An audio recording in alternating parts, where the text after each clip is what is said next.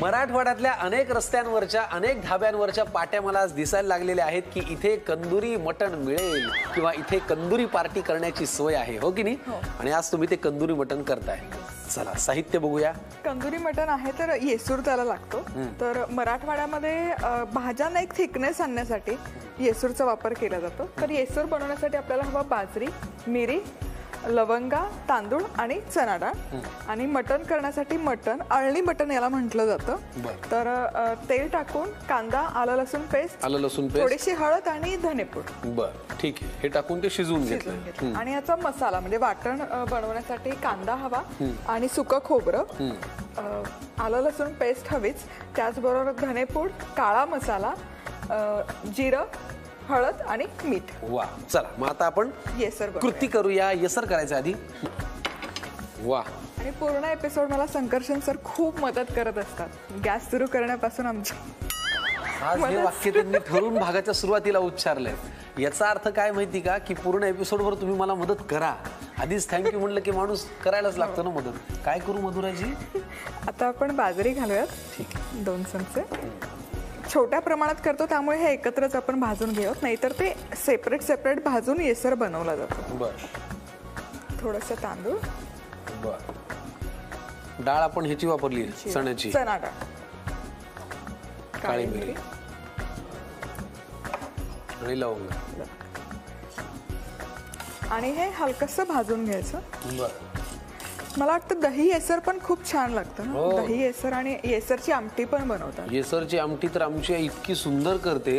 आणि ती सुद्धा कधी माहितीये का, उन्हाळ्याच्या दिवसांमध्ये रात्रीच्या जेवणाला. म्हणजे ती सकाळी तर करतातच, पण रात्रीच्या जेवणाला. आणि ते केलं ना की मग थोड्याशा पिठल्याच्या वड्या आणि गरम भात, मग परत पोळी भाजी कोशिंबीर लोणचं बिणचं याला हातच लावायचं नाही. छान येसर करायचं, गरम भात करायचा, वा, आणि येसर हाणायचा. एखादा माणूस खूप असा अशांत असेल किंवा खूप धावपळ करणार असेल, बडबड करणार असेल, की त्याला आपण म्हणतो हा खूप तडतड करतो. तसा हा मसाला आता तडतड करतोय. आणि हे भाजून झालंय. किती छान. आता हे हलकसं थंड करून मिक्सर मध्ये याची पूड करून घेऊ. चला मग तयार होईल येसर. कंदुरी मटणसाठी लागणार हे जे सुक्या मसाल्याचं येसर आहे ते आपण छान मिक्सरला पावडर फॉर्म मध्ये करून घ्यायचं. बरोबर, करून घेऊया आणि मग वळूया पुढच्या कृतीकडे. सो कांदा असाच अख्खा गॅसवर भाजून घेतो आपण. थेट आगीशी संबंध आल्यानंतरची त्याची चव ही खूप वेगळी लागते. म्हणजे आपण पॅन मध्ये गरम केलेला एखादा पदार्थ, मातीच्या भांड्यात केलेला एखादा पदार्थ, याची जशी चव आहे तसं ह्याला जर आपण पेस्ट करून भाजलं तर वेगळी. पण हे असं जे आचेवरती आपण भाजतो त्याची फार कमाल चव येते.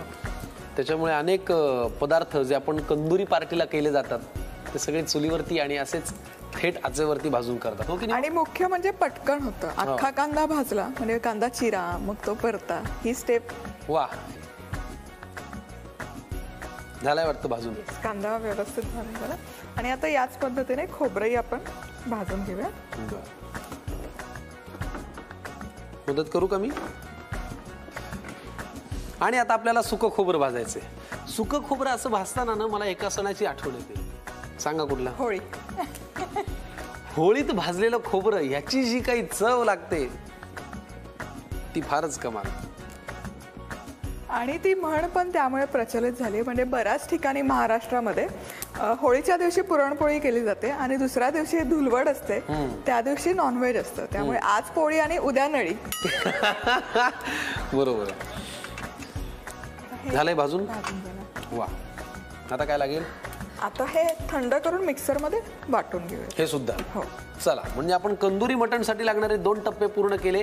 ताजा ताजा येसर तयार केला. आता कांदा भाजलाय, सुकं खोबरं भाजलंय. हे जरा गार झालं आणि त्याच्यातला धूर थोडा कमी झाला की आपण ते मिक्सरला वाटून घेऊया आणि मग वळूया पुढच्या कृतीकडे. मंडळी, आपण करतोय अस्सल मराठवाडी कंदुरी मटण. आणि एखाद्या नाटकाचा प्राण हा त्याच्या संहितेत असतो, स्क्रिप्ट मध्ये असतो, तसा कंदुरी मटणचा प्राण या 2 गोष्टीमध्ये आहे. हे आहे येसर आणि हे आहे काळं वाटण. त्याच्यामध्ये कांदा आणि खोबरं भाजून घेतलंय आपण गॅसवर. आणि वाटण करत असताना आलं आणि लसूण पण घातलं. बरं, लक्षात आलं का तुमच्या ही पेस्ट कशाची आहे?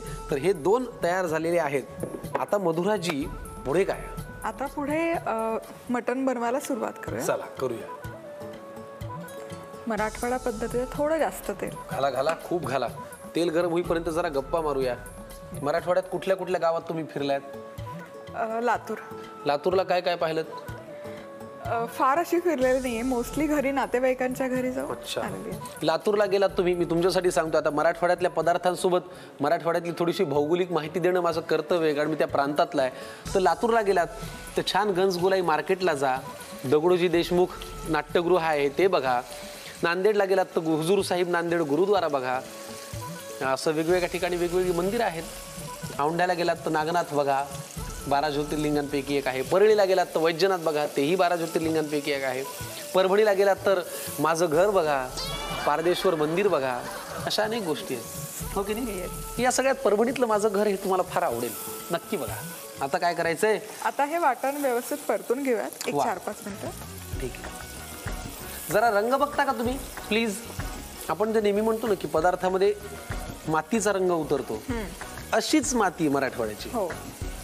काळे असे छान ढेकळं, ते नांगरलेलं शेत, पेरलेल्या बिया. आणि हे वाटून झालं की यामध्ये मसालाही तसाच आहे, काळा मसाला. बर, मी घालू का? हो, किती घालू? ते सगळं. एवढं सगळं लागणार आहे? मस्त. आणि लाल तिखट. तर यामध्येच मी 2 चमचे येसुरी घालते.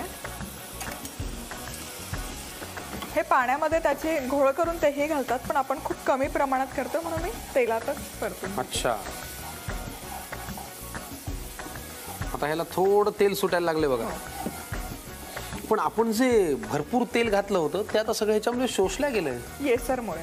येसरामुळे. हा. आता हे शिजवलेलं अळणी मटण. सुंदर. पुढचा कार्यभाग तुम्ही सांभाळा. थँक्यू, खूप मदत केल्याबद्दल. धन्यवाद. मीठ घालू? हो, मीठ. आणि थोडंसं पाणी लागेल. बरं.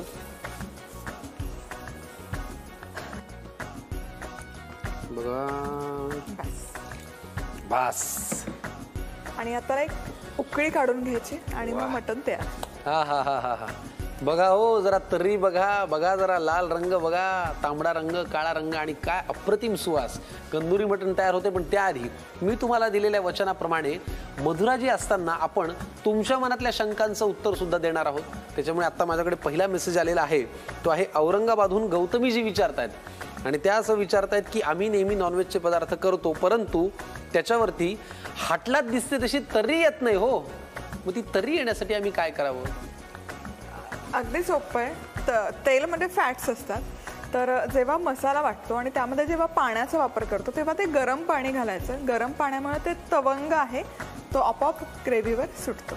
अच्छा, बेसिक टिप आहे. त्याच्यामुळे तुम्ही गरम पाणी घालायला सुरुवात करा, तवंग आपोआप वर येईल. चला, आता छान कंदुरी मटणाला उकळी आलेली आहे. मराठवाड्यातल्या थाळीतला हा एक फार अप्रतिम पदार्थ आहे आणि महत्वाचा पदार्थ आहे. खायचा कशाबरोबर? भाकरी अर्थातच, आणि तोही चुरून. किती छान, वा, अप्रतिम. आम्ही छान गरम भाकरीला हात घालतो, तोवर तुम्ही घ्या साहित्य आणि कृती लिहून.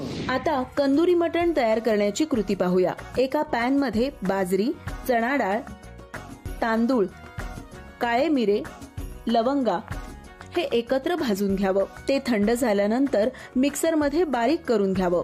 आता कांदा सालासकट गॅसवर भाजून घ्यावा. तसंच सुकं खोबरं देखील भाजून घ्यावं. मिक्सर मध्ये वाटून घ्यावं. मग एका कढईत तेल घ्यावं.